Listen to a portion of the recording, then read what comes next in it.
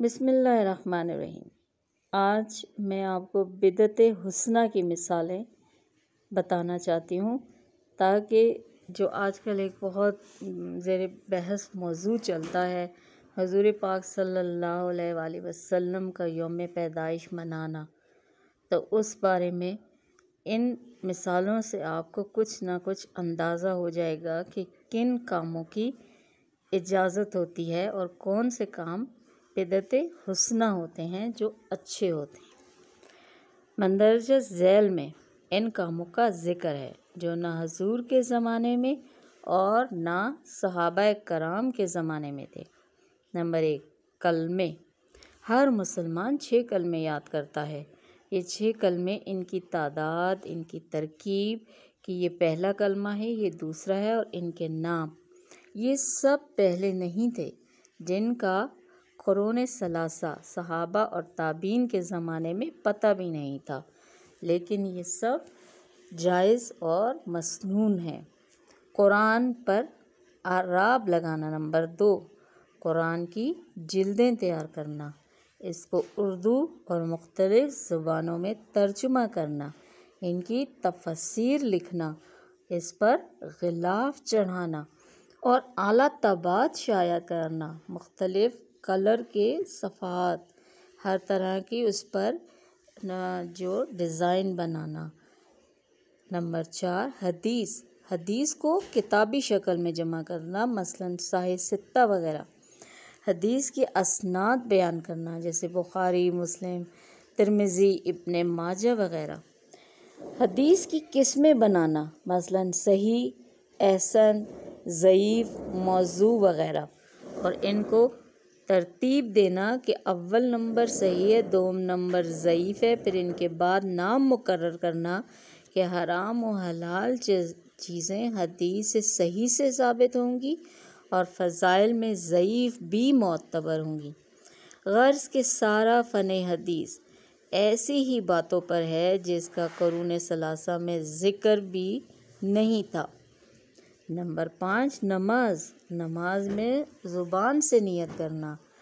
اور نمبر 6، ہر سال پورے رمضان میں جماعت کے ساتھ 20 تراویح پڑھنا، محافل شبینہ اور چند روزہ تراویح میں قرآن مجید مکمل سنانے کا انتظام کرنا۔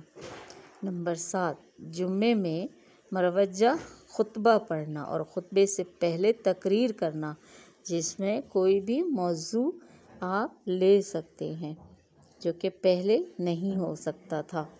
ہمیشہ نماز کو ایک ہی وقت میں پڑھنا، مثلاً مسجد میں نماز کا وقت لکھا ہوتا ہے، ہر مسجد کا اپنا۔ نمبر 8، روزہ افطار کرتے وقت زبان سے دعا کرنا اور سحری کے وقت بھی دعا کرنا۔ نمبر 9، زکوٰۃ ادا کرتے وقت تصویر والی کرنسی استعمال کرنا۔ نمبر 9، ایمان۔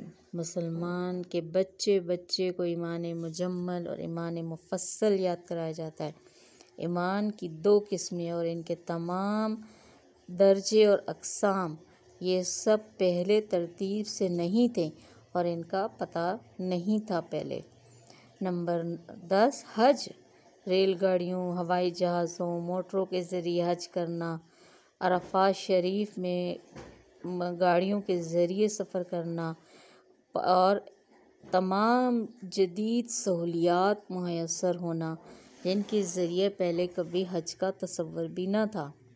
نمبر 11، طریقت کے تقریباً سارے مشاغل اور تصوف کے تقریباً سارے مسائل نئے ہیں۔ مراقبے، چلے، پاس انفاس، تصور شیخ، ذکر کی اقسام، یہ سب پہلے موجود نہیں تھے۔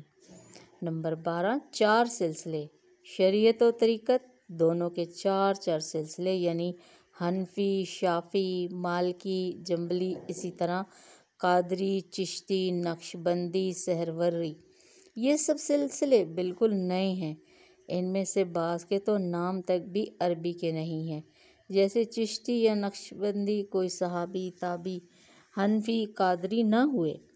نمبر 13، مساجد میں قرآن مجید اور تسبیح وغیرہ رکھنا، مینار، گنبد اور محراب بنانا، جائے نماز کی طرح سے چٹائیاں بچھانا اور واش روم کا انتظام اور پانی کا انتظام اور بچوں کو وہاں پر پڑھانا۔ نمبر 14 دینی مدارس۔ دینی مدارس میں درس قرآن، درس حدیث، دورہ تفسیر قرآن، دورہ حدیث، ختم بخاری شریف یا کوئی بھی دینی تقریب منعقد کرنا۔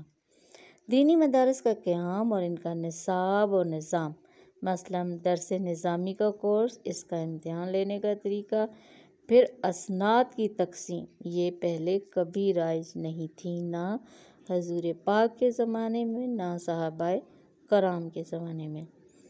نمبر 14 نام کے ساتھ علامہ، مفتی، مفتی اعظم، شیخ الحدیث، شیخ القرآن، حکیم الامت وغیرہ جیسے القابات لگانا اور مدرسے سے سند فراغت حاصل کرنا، یہ سب بالکل پہلے ایسا کسی کے نام کے ساتھ نہیں تھا۔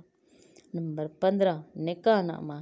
نکاح نامے کو تحریری شکل دینا اور اس میں شرائط اور دونوں طرف سے وکلاء اور نام وغیرہ درج کرنا، پہلے بالکل ایسا نہیں تھا۔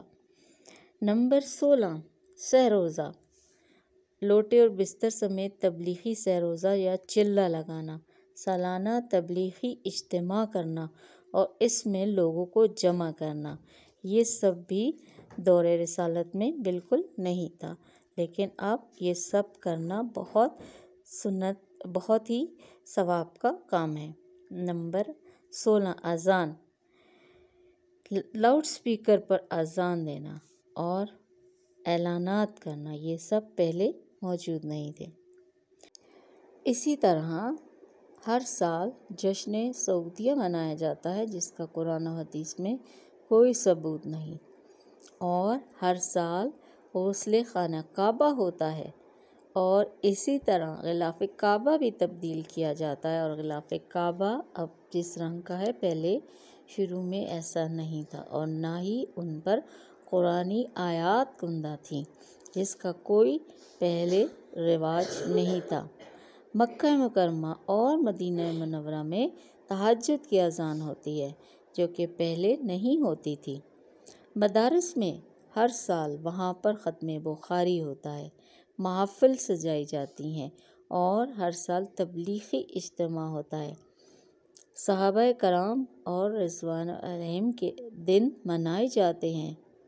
بس اب آخری سوال، کیا ہم اپنے پیارے نبی پاک صلی اللہ علیہ وسلم کا دن نہیں منا سکتے ہیں قرآن پڑھتے ہوئے، ان کی زندگی بیان کرتے ہوئے، سنت بیان کرتے ہوئے؟ مجھے کمنٹ میں آپ کے جواب کا انتظار رہے گا۔ جزاک اللہ خیرہ الدنیا والآخرہ۔